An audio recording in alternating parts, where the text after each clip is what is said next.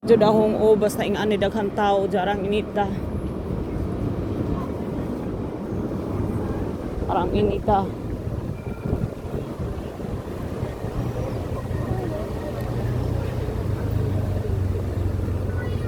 Asa kapuyon ko mag ingani akong dili kaganahan lagi oy.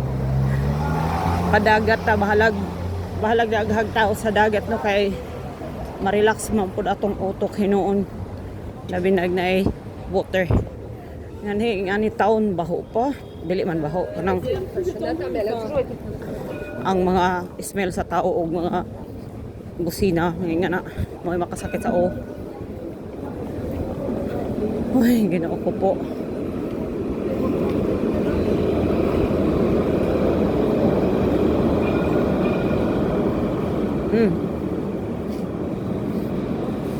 Asara man to atong hotel. Gipuy-an. Muramag. Nadyo pa man tingali. 5 minutes man to akong gilakaw ganin ng buntag.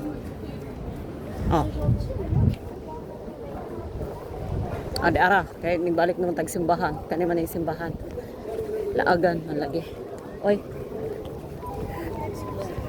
Laagan. May bunalan oh.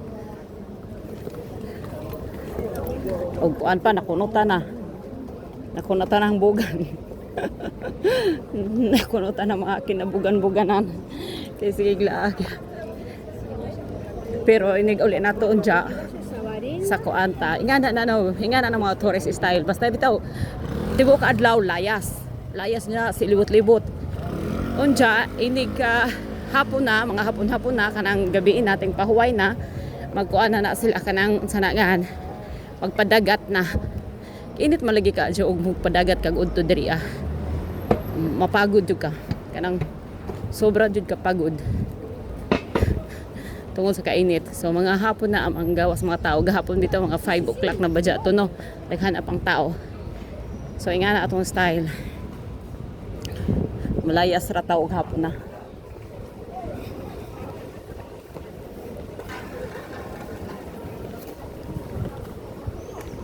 Oh.